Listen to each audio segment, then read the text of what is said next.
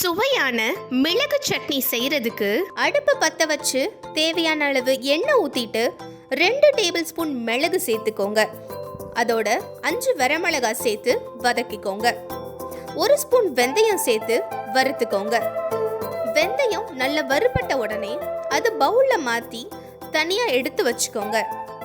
இப்போ அடுப்பு பத்த வச்சு தேவையான அளவு எண்ணெய் ஊத்திட்டு வெட்டி வச்சு 2 தக்காளி சேர்த்து நல்லா வதக்கிக்கோங்க.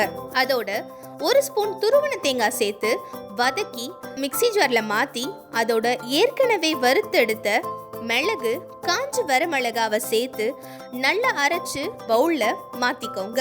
அப்புறம் ஒரு தாளிக்கிற கரண்டியை வச்சு தேவையான அளவு எண்ணெய் ஊத்திட்டு 1 ஸ்பூன் கடுகு கருவேப்பிலை போட்டு தாளிச்சு அரைச்சு வச்ச சட்னியோட சேர்த்துட்டீங்கன்னா சுவையான மிளகு சட்னி ரெடி.